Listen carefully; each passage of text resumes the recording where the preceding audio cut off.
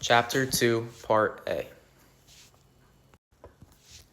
Cuba at this moment is still communist and has had three significant leaders: Fidel Castro, Raul Castro, the brother of Fidel, and currently Miguel Diaz-Canel.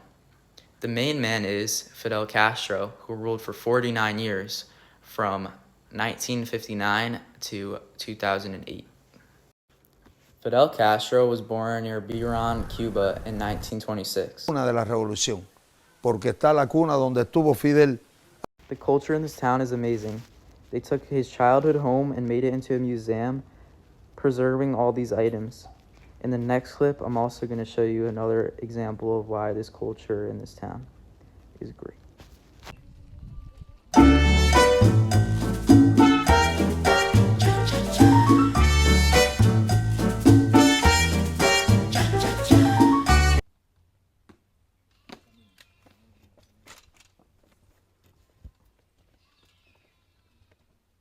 Famous for turning Cuba into the first communist state in the Western Hemisphere.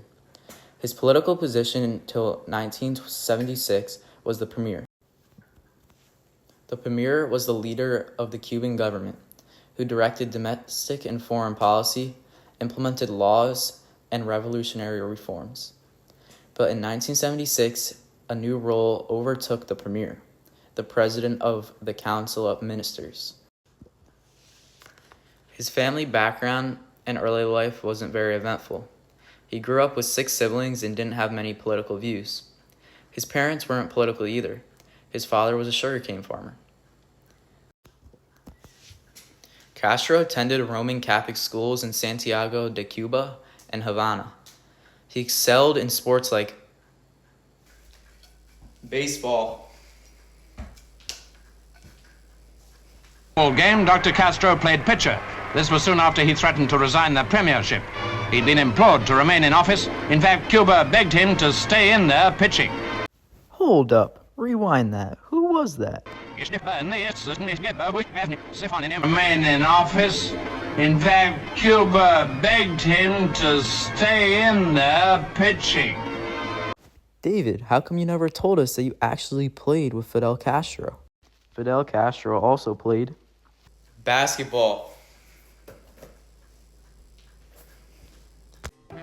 Hey yo, cue the Fidel Castro mixtape.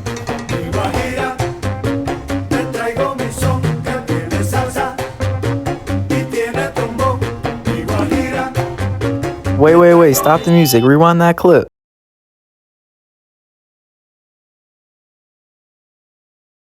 David, you also weren't going to tell us that you played basketball with Fidel Castro? Fidel Castro also played and track and field.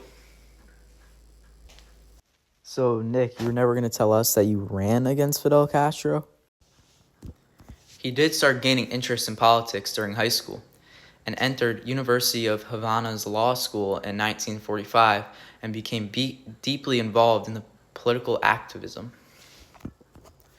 His name started gaining popularity when trying to take down Batista. Castro led an attack on Moncada Barracks on July 26, 1953, but failed.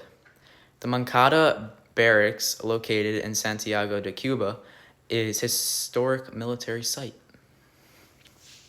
What happened here was a group of roughly 120 rebels led by Castro attempted to seize the second largest military force in Cuba to spark a national uprising.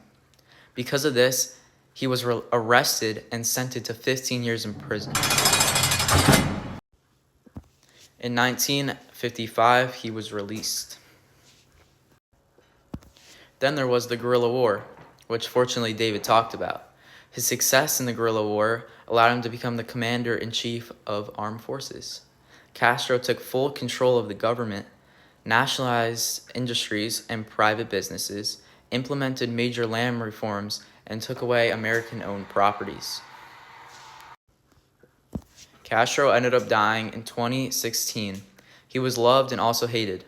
Some of his achievements entailed leading the Cuban Revolution, launching a massive education campaign that significantly reduced inability to read and write, making education free and universal, built a state-funded healthcare system that provided free medical services to all citizens, which improved life expectancy throughout Cuba.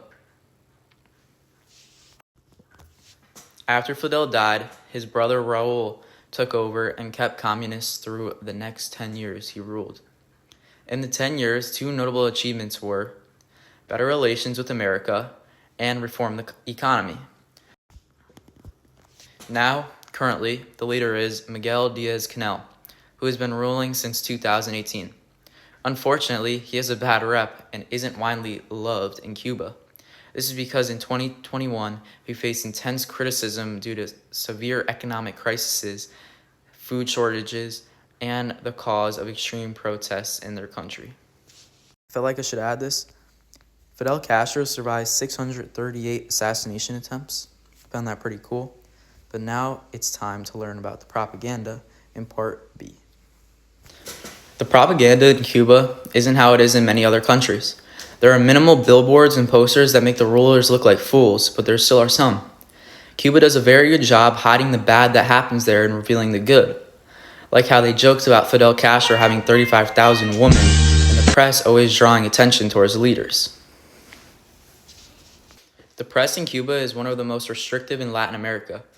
During Castro's ruling, his government did not allow freedom of expression nor freedom of the press.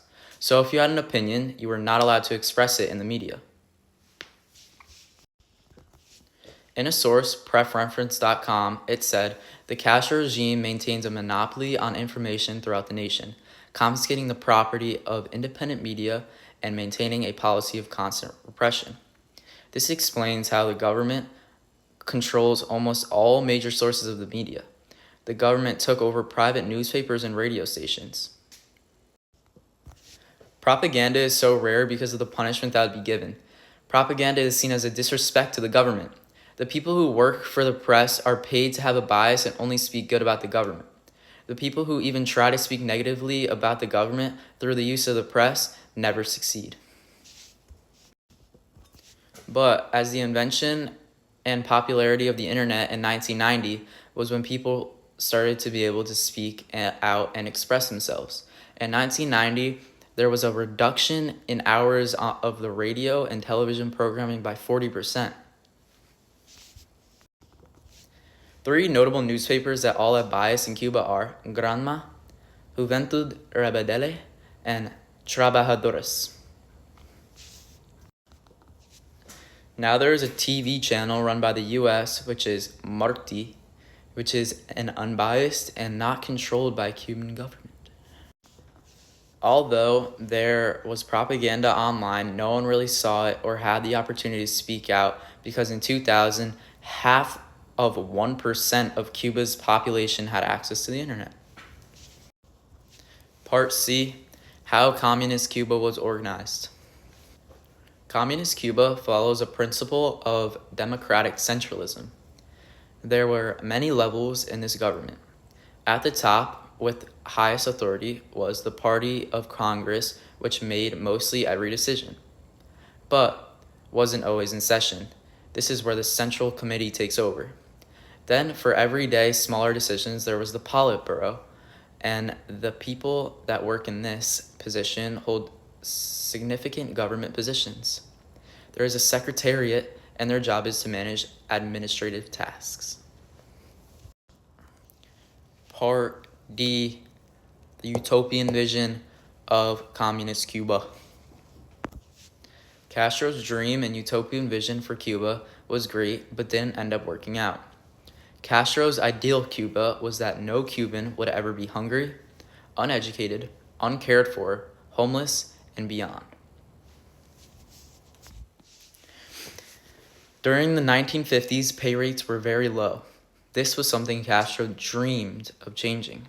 He aimed to eliminate extreme wealth gaps, redistribute land back to the peasants, and, most importantly, basic needs like housing, food, healthcare, and education to be guaranteed to all. One of his central promises was free universal healthcare and education to all.